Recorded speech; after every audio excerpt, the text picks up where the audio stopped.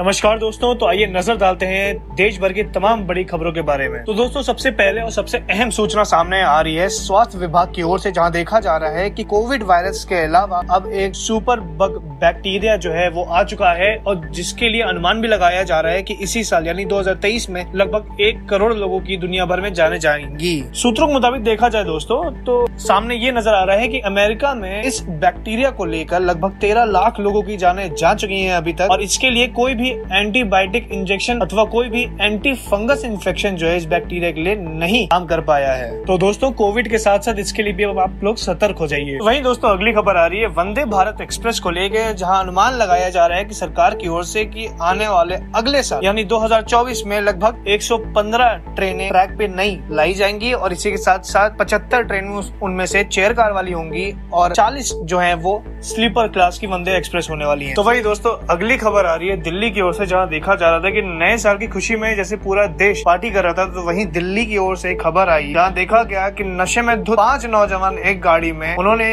एक लड़की को टक्कर मारी जो स्कूटी पे थी। टक्कर मारने के बाद किसी तरीके से वो लड़की जो है उनकी गाड़ी के नीचे दब गई और उनको पता न चला, जिसकी वजह से वो लड़की 12 किलोमीटर तक सड़क पे घिस गई और अंत में उसकी मौत हो गई। और इसी केस को लेकर दिल्ली पुलिस ने 3 दिन की कस्टडी डिमांड करी है, और इसी के साथ साथ हमारे देश के गृह मंत्री श्री अमित शाह ने दिल्ली पुलिस से इसके बारे में सख्त रिपोर्ट अपने सामने मांगी है। तो अगली खबर दोस्तों ऑटोमोबाइल की तरफ से आ रही है, जहां देखा जा रहा है कि 1 अप्रैल 2023 से 16 कारें जो वो डिसकंटिन्यू हो जाएंगी, जिनमें से होंडा की 5 कारें, महिंद्रा की 3, हुंडई और स्कोडा की 2 गाड़ियां जो हैं वो डिसकंटिन्यू हो जाएंगी। रिपोर्ट अनुसार देखा ये जा रहा है दोस्तों कि ये सारी गाड़ियां जो हैं वो डीजल बेस्ड गाड़ियां हैं। अगर इसी साल अगर आप लोग भी प्लान कर रहे हैं एक नई गाड़ी लेने का जो डीजल हो, तो एक बार फिर से सोच लीजिएगा। अच्छा, वैसे दोस्तों, खबरों को आगे बढ़ने से पहले अगर आप हमारे चैनल पे नए हैं तो इस चैनल को सब्सक्राइब करना ना भूलें और कृपया करके बेल आइकन हमेशा ऑन कर दें। चलिए दोस्तों, आगे बढ़ते हैं और नजर डालते हैं अगली खबर के बारे में, जो आ रही है उन लोगों के लिए जो अपनी जिंदगी में तनाव बहुत लेते हैं यानी स्ट्रेस बहुत लेते हैं, क्योंकि वैज्ञानिकों की ओर से एक रिपोर्ट सामने आ रही है जहाँ देखा जा रहा है कि 2040 तक यानी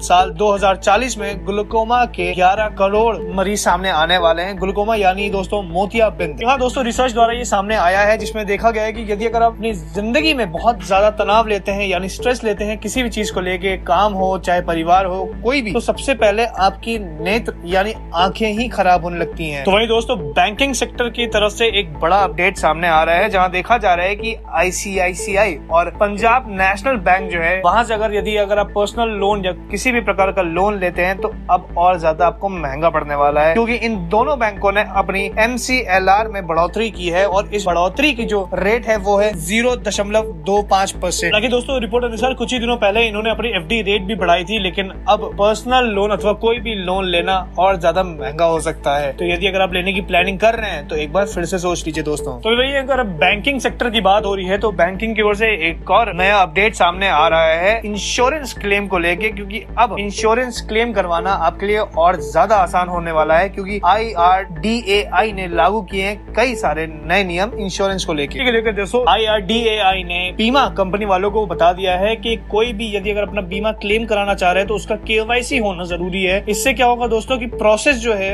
किसी भी इंसान के बीमा के लिए वो बहुत जल्दी हो जाएगा, और ये बैंकिंग की ओर से बहुत अच्छी राहत सामने आई है आम नागरिक के लिए। तो चलिए दोस्तों, आगे बढ़ते हैं और नजर डालते हैं अगली खबर के बारे में, जो जहां देखा जा रहा है कि अपने देश की मशहूर बैडमिंटन प्लेयर PV सिंधु बनी भारत की सबसे ज्यादा पैसे कमाने वाली स्पोर्ट्स पर्सन महिलाओं में। रिपोर्ट अनुसार दोस्तों देखा ही जा रहा है कि उन्होंने पिछले साल ही 58.6 करोड़ रुपए कमाए हैं साल भर में, और फोर्ब में उनकी जो पद था वो 25 से अब बढ़कर हो गया है 12। जी हाँ दोस्तों, 12वें स्थान पे आ चुकी है हमारे देश की PV सिंधु। दोस्तों, बढ़ते पोल्यूशन को लेके दिल्ली सरकार की ओर से एक आया नया अपडेट, जहां देखा जा रहा है कि दिल्ली के मुख्यमंत्री श्री अरविंद केजरीवाल ने बताया है कि 2025 तक सड़कों में 80% इलेक्ट्रिक बसें चलेंगी। अगर प्रदूषण की बात करी जाए तो दोस्तों, देश भर में सबसे बुरा हाल जिसका रहता है वो है दोस्तों दिल्ली। इसी वजह से इसको मद्देनजर रखते हुए दिल्ली सरकार जो है दिन प्रतिदिन इस पे काम करती चली जा रही है। तो वहीं दोस्तों, हड़ताल को लेके एक बड़ा अपडेट आ रहा है सामने, जहाँ देखा जा रहा है कि मध्य प्रदेश में 9 जनवरी को बड़ी हड़ताल होने वाली है, जहाँ लगभग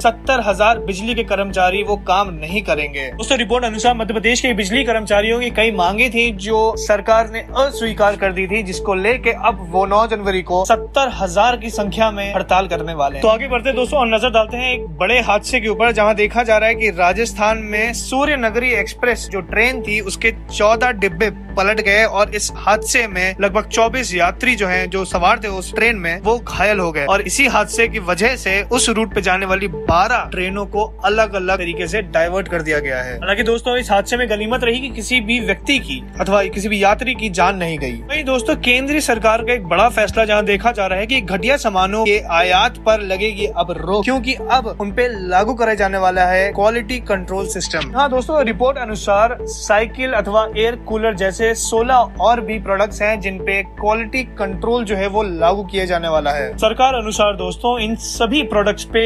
BIS का मार्क होना जरूरी हो चुका है यदि अगर आपको बेचना है आगे। दोस्तों अब बात करते हैं राहुल गांधी की भारत जोड़ो यात्रा के बारे में, जहां देखा जा रहा है कि 30 जनवरी को उनकी ये यात्रा खत्म हो जाएगी और साथ ही साथ ये जम्मू कश्मीर के श्रीनगर में अपने पार्टी का झंडा लहराएंगे। आने वाले समय में दोस्तों देखना ये बाकी है कि राहुल गांधी की ये पद यात्रा कितनी ज्यादा लाभदेय होती है कांग्रेस पार्टी के लिए। वैसे दोस्तों इस पद यात्रा के बारे में आपकी क्या राय है, कृपया करके हमें कमेंट बॉक्स में जरूर बताएं। दोस्तों नजर डालते हैं अंतर्राष्ट्रीय खबरों के बारे में, जो सबसे पहली खबर आ रही है कनाडा के बारे में, जहां देखा जा रहा है कि अब सरकार के अनुसार 2 साल तक आप कोई भी प्रॉपर्टी कनाडा में नहीं ले सकते हैं यदि अगर आप इंटरनेशनल टूरिस्ट हैं तो। दोस्तों हाल ही में जितने भी भारतीय जो है वो कनाडा गए हैं और सोच रहे हैं वहाँ पे कुछ जमीन खरीदने की, तो अब 2 साल तक आप नहीं खरीद पाएंगे वहाँ पे कोई भी प्रॉपर्टी। तो वहीं दोस्तों अंतर्राष्ट्रीय महिलाओं की ओर से भी एक अच्छी खबर सामने आ रही है सऊदी अरब की ओर से, जहाँ देखा जा रहा है कि अब सऊदी अरब में महिलाएं भी हैं वो बुलेट ट्रेन की ड्राइवर बनेंगी और देखा ये जा रहा है कि दोस्तों अभी तक